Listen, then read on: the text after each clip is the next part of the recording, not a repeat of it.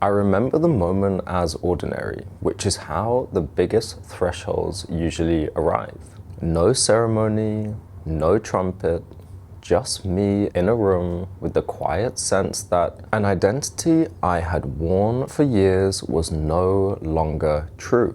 I was not becoming someone new yet. I was shedding someone old. It felt like taking off a jacket that had kept me warm and realizing it no longer fit me. My body knew it first. Tightness in my throat, restlessness in my hands, and the kind of low fatigue that sits behind the eyes. It's the kind of thing which happens when you are bracing for months without admitting it. This is the first price of entry. The mind wants a story where you can keep the old life and still reach the new truth. But the labyrinth does not bargain like that. In Mayan descent myth, the trials of the underworld expose exactly where a person still relies on illusion, still relies on comfort, and still relies on their ego. You do not pass those trials by explaining yourself. You pass them by enduring what is actually real. That is what identity rupture actually feels like.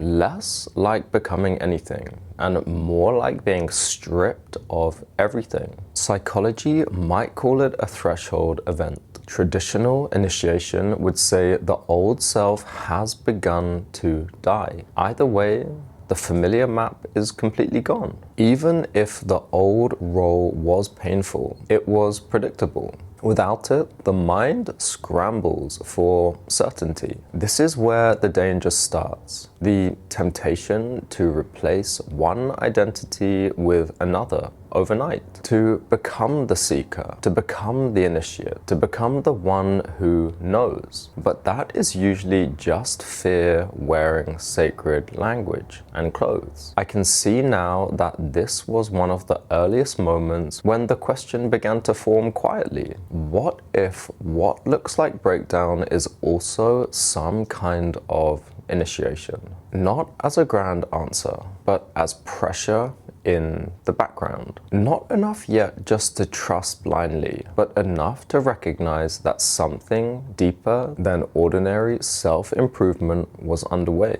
So I did the only sane thing I knew how to do. I made small, concrete moves. I tightened my routine. I trained my body. I kept at least one grounded relationship close. Someone who could say, slow down, and I would actually slow down. Because if you cannot be held, you are not entering into initiation. You are entering into risk. Crossing from one phase of life into another is real, whether anyone names it or not. But the crossing is only survivable if the old identity is allowed to die, without the new one becoming fantasy. Solitude did not begin as a grand declaration. It began as a felt thinning of ordinary contact. Rooms became quieter. Conversations became harder to inhabit. I could feel myself moving inward, not always by choice, as if some part of the psyche had already stepped away from the social world. This stepping away happened before the body had even fully caught up. That movement has ancient mirrors. Jesus in the desert, Milarepa in mountain caves, hermit saints and dervishes living at the edge of societies. Not because solitude is automatically holy,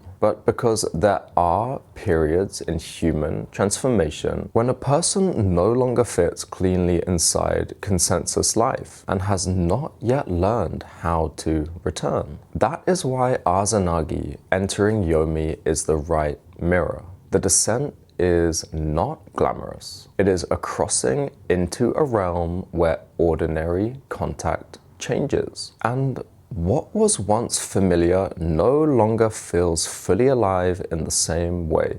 The danger is not only what you find there, The danger is forgetting that you are supposed to return. Psychologically, solitude can clarify or distort. It can strip away noise, but it can also amplify private narratives until they sound like revelation. It is in this space that people often become delusional and removed from consensus reality. That is why solitude without discipline quickly becomes a hall of mirrors. The old language for this is edgewalker, one who lives between worlds, not fully in ordinary consensus reality and not fully gone either. That definition mattered because it kept me from romanticizing the state. It named the ambiguity cleanly. There are stories of this threshold all through spiritual history, and almost all of them carry the same warning. If you go to the edge without structure, the edge starts talking back in your own voice. So I had to keep physical markers of the world in place. The thread, again, was not a theory about health or some self-improvement hack. It was the practical refusal to disappear completely into inner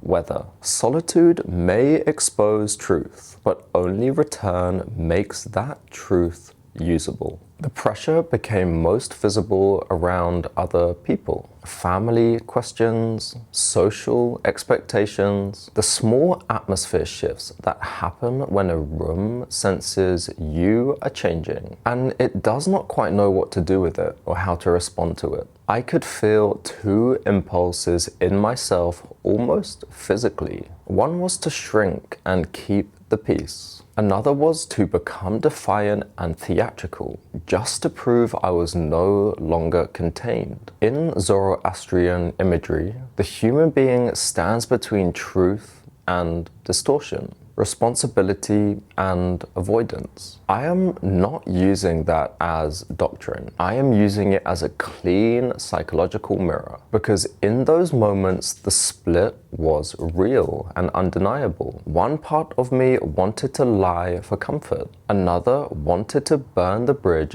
just to feel powerful and different. Neither was mature. The rebel archetype is seductive for exactly this reason. It feels cleaner than vulnerability, more alive than restraint. But rebellion can be just as false as compliance when it is driven by ego rather than truth and depth.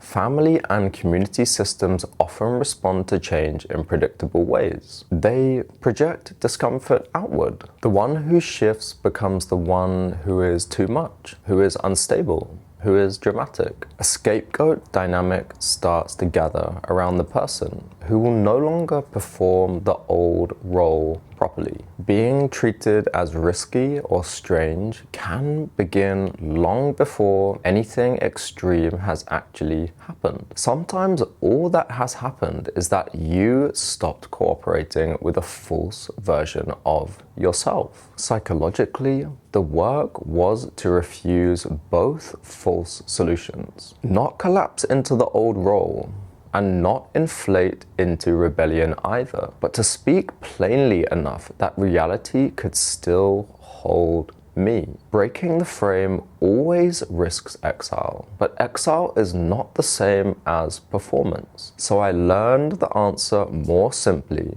and then live in a way that made the answers true.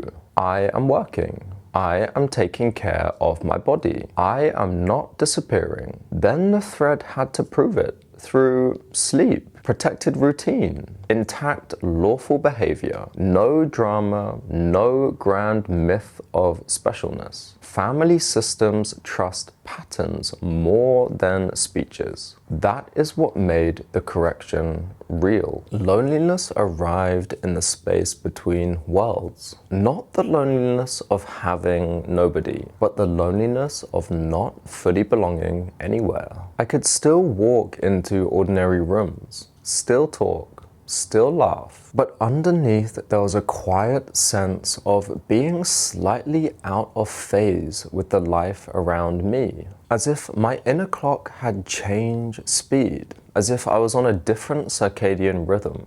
Some nights the silence after everyone went to sleep felt way too loud to bear. The mind would start building stories again. Mythic stories, heroic stories, tragedy stories, anything to avoid the simple fact that I was scared. Scared of being misunderstood, scared of losing stability, scared of the part of me that wanted intensity more than the part of me that wanted truth. This is where the ancient pattern of the Dumuzi descent cycle becomes useful. The story is not only about going down, it is about rhythm, descent and return, loss and rebuilding. Seasons that alternate. Loneliness in that frame is not a verdict, it is a season. Psychology might call it liminality, the in-between phase where the old identity has dissolved and the new one has not yet consolidated. That phase is incredibly fragile. Men try to numb it all the time. Men try to glorify it. Both are incredibly dangerous. The body reads that instability as threat,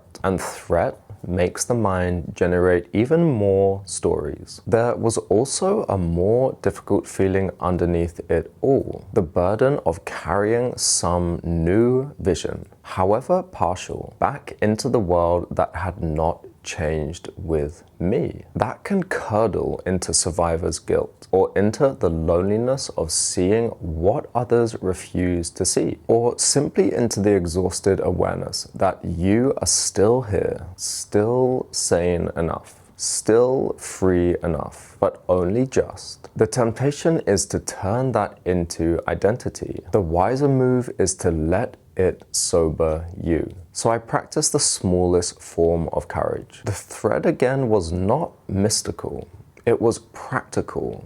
It was physical. Loneliness was not permission to drift. It was an instruction to build structure, to learn slowly how to carry both worlds without being torn apart by either one. There is a moment when you can feel the old life behind you and the new life ahead of you, and neither one yet feels like home. That was the posture of the entire period, standing between the known and the unknown future. Not in a cinematic way, but in a very real, raw human way. Morning light through a window, a cup gone cold because I had forgot to drink it, a calendar that looked too empty and too full at the same time. The mind wants certainty at this threshold. It wants guarantees. It wants a contract signed by the universe. But the only honest thing I could say was this: I am crossing, and I do not control what I become out of this. That is why myth theory calls it threshold crossing. The old stories are not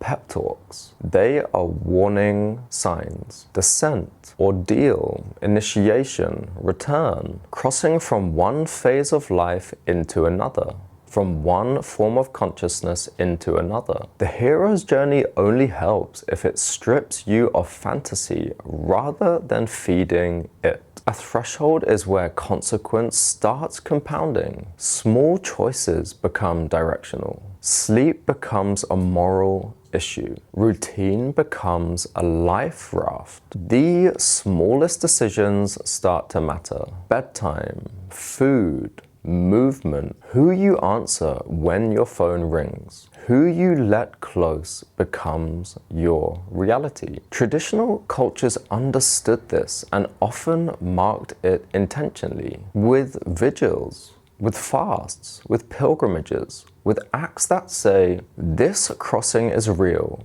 and you will not remain who you were. I had no formal rite in front of me, but repetition itself was becoming that ritual. Returning to the same stabilizing acts was how I crossed safely. In hindsight, psychology might call this commitment under uncertainty. The capacity to act responsibly without the comfort of a finished identity. Initiation language would say something simpler and harsher. The old identity must die, but what replaces it is not healed so much as transformed. And this is the final truth of the chapter. You do not pay the price of entry once. You pay it every day you refuse to retreat into old roles, and every day you refuse to replace them with yet another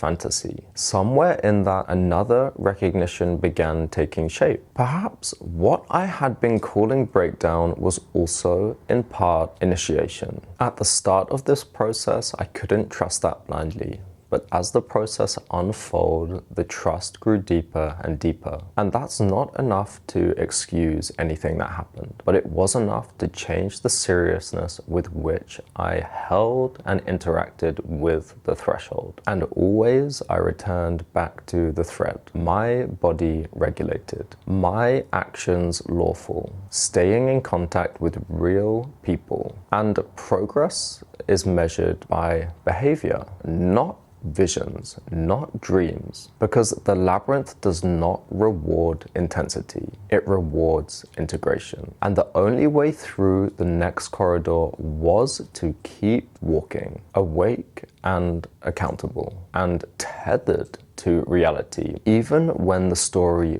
begged for escape.